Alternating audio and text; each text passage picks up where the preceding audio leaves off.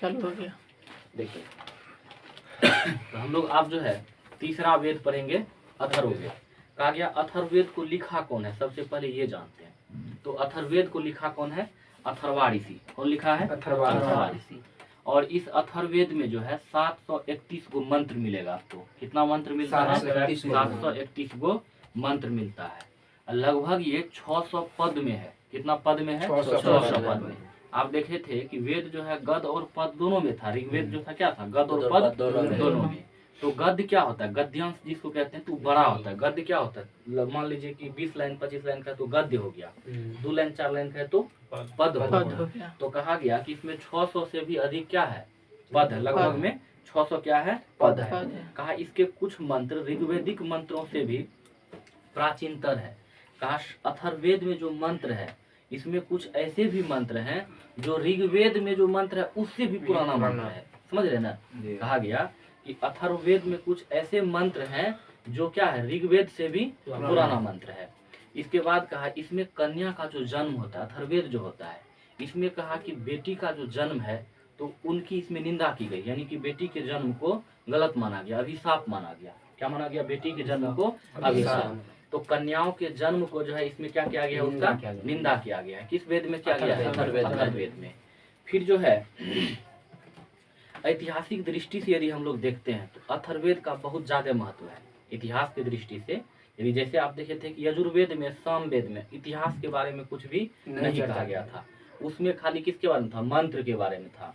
यज्ञ के करने के समय में, बलि देने के समय में किस मंत्र का उच्चारण करेंगे, बलि का नियम क्या होगा, ये यजुर्वेद तय करता था।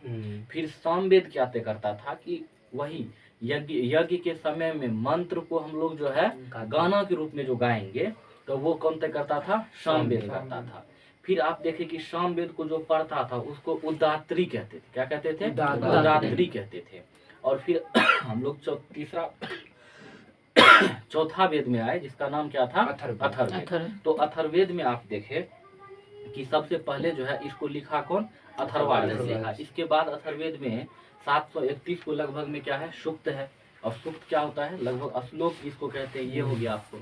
इसके बाद कहा गया कि लड़की का जो जन्म होता है, तो आज भी देखिए, आज देखिए जो बात प्राचीन समय में था कहीं न कहीं आज भी वो बात है। आज भी यदि बेटी का जन्म होता है तो लोग के यहाँ लगेगा कुछ ऐसे लोग मिलेंगे आपको कि लगेगा मातम पड़ गया, बेटी का जन्म हुआ ना, बेटा जन्म की बुझ कर ना खूब कर, मतलब नहीं हो कुछ हुआ तय हुआ, वो बेटी के जन्म है बुझ की करबे। एक तरीके बेटी में क्या है जो बेटा में मतलब ज्यादा है, ऐसा क्या चीज है जो बेटी में नहीं है। बेटी में बहुत चीज, बेटी भी सब चीज कर सकती है। इतिहास को यदि देखा जाए, इतिहास को देखा जाए तो बेटी नहीं रहेगा तो इतिहास ना। जैसे देखिए रजिया सुल्तान क्या थी, बेटी थी। रजिया सुल्ताना बेटी थी और प्रथम जो है वो महिला शासिका बनी पूरा भारत पे। इसके बाद देखिए इंदिरा गांधी की बेटी थी, लक्ष्मीबाई बेटी थी। बेटा कहाँ गया उस समय। उसके बाद सीते के कारण तो रामायण हुआ, वो सब बात अलग है। लेकिन आप क्या देख रहे हैं कि बेटी का भी महत्व क्या है, समझिए, बेटी का महत्व जो है कहीं भी कम नहीं है। ये हम लोगों का सोच गलत है, ये हमारे समाज का क्या है, सोच गलत है कि बेटी को थोड़ा सा कम आंकता है। नहीं तो बेटी यदि लड़की को देखा जाए तो लड़की IAS में क्या पास नहीं होती है, पास होती है लड़की में, लड़का को कहीं ज्यादा ये पढ़ती है। तो बेटी को कहीं कम नहीं आंकना चाहिए, सबको बराबर लेकर के चलना चाहिए।